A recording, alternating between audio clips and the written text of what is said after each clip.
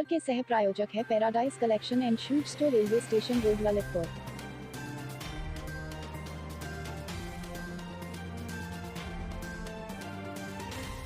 इस खबर की सह प्रायोजक संस्कार वैली एकेडमी स्कूल, महारानी रोड, मसौरा कला, ललितपुर।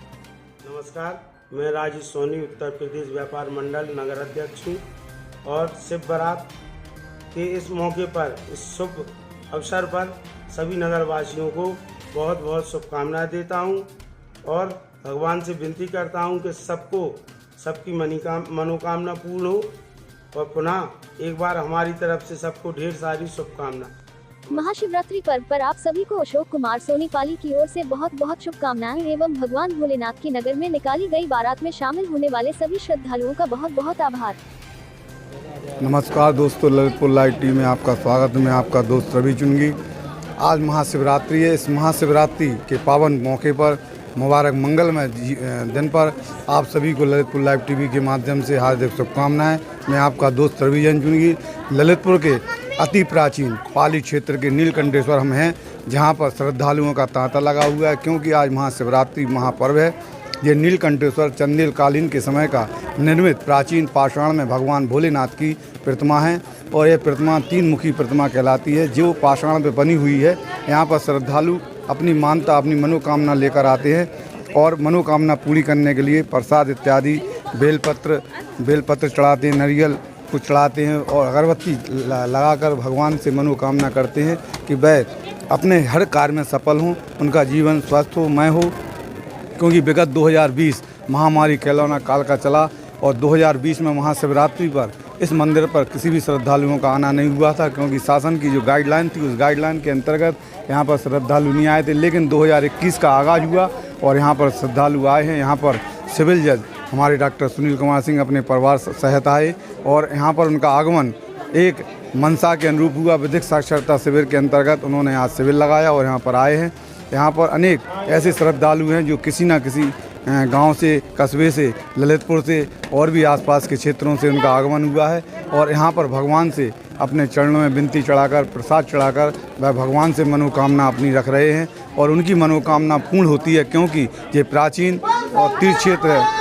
यहाँ पर भगवान भोलेनाथ का जयकारा, जय घोष गगनचुंबी नारों के साथ लगा रहे हैं श्रद्धालु और प्रसाद चढ़ा रहे हैं। अगरबत्ती को जलाकर भगवान के प्रति अपनी संवेदनाएं, मानवीय संवेदनाएं प्रकट करते हुए उनको श्रद्धा नमन कर रहे हैं। यहाँ पर नर नारी और पुरुष सभी यहाँ पर भगवान के दर्शन करने हुए आए हैं। सुबह से ही तांता लगा हुआ है श्रद्धालुओं का और ये अनवरत आज महाशिवरात्रि के अंतर्गत लगा रहेगा। लोग यहाँ की रज अपने माथे पर लगाकर, अपने आप को बड़भागी समझते हैं। वहाँ पर ऐसे कुछ श्रद्धालु हैं जो यहाँ पर भगवान का भक्ति आराधना कर रहे हैं।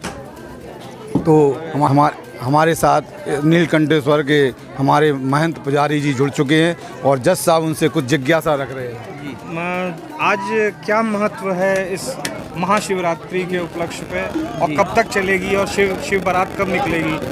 सर, शिव बारात तो जो है शाम के यहाँ पर आएगी, सवेरे नगर से भ्रमण करते हुए। वो आज महाशिवरात्रि है और जो स्त्रियों का और पुरुषों का जो है व्रत होता है, आज जो है शिव पार्वती का विवाह होगा शाम की टाइम।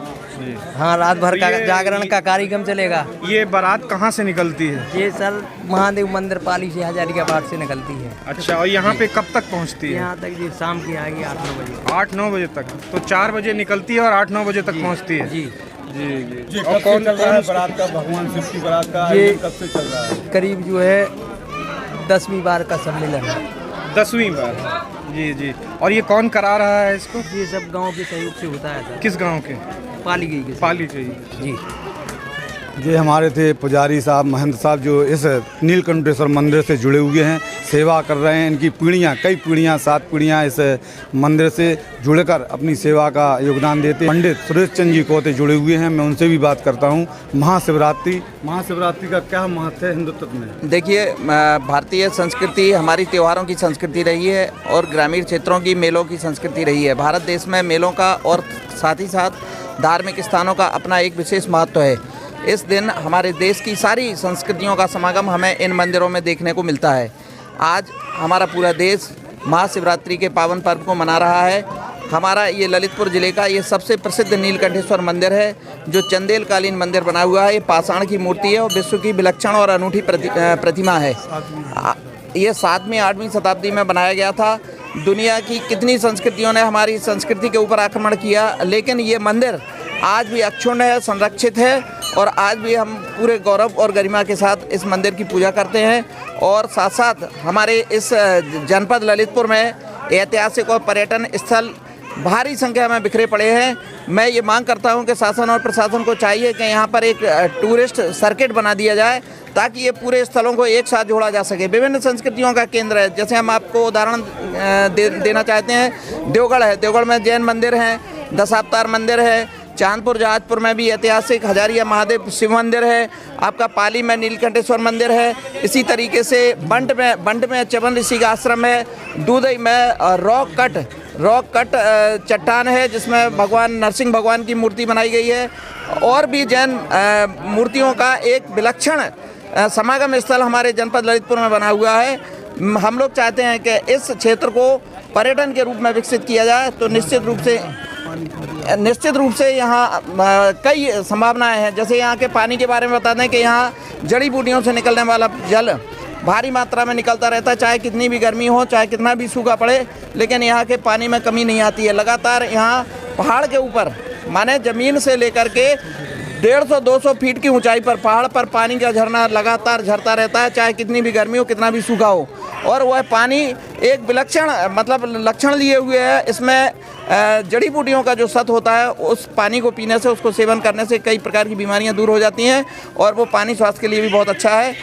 हमारे साथ थे पंडित सुरेश कोते, जो ग्रामीण पत्रकार एसोसिएशन के अध्यक्ष हैं, पत्रकार हैं, समाज सेवी हैं और स्कूल का संचालन करने के साथ साथ उन्होंने धार्मिक मान्यताओं के प्रति अच्छी दक्षता उन्हें हासिल है। उन्होंने पाली के साथ साथ जनपद के विभिन्न तीर्थ क्षेत्र और पुरातत्वों के बारे में जानकारी दी।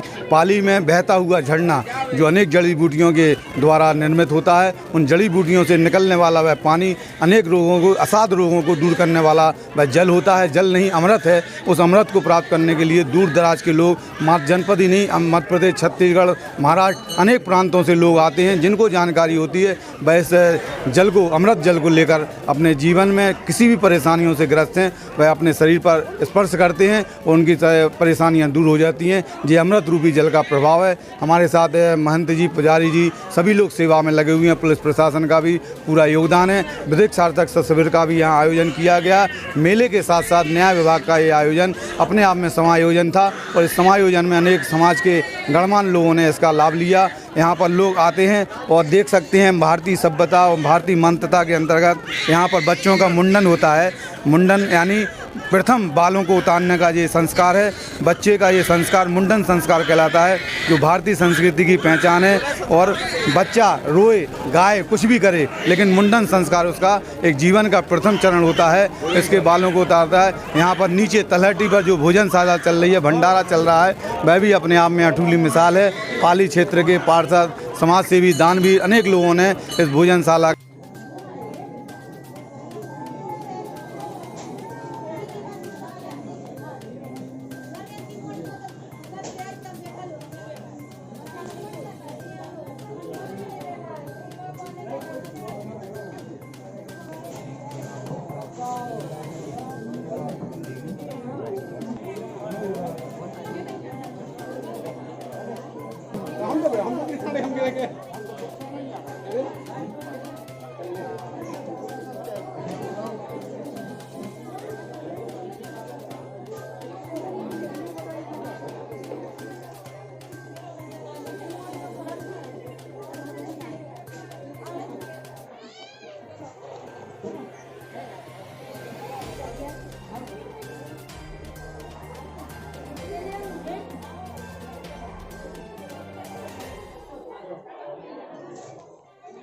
Subscribe now and press the bell icon.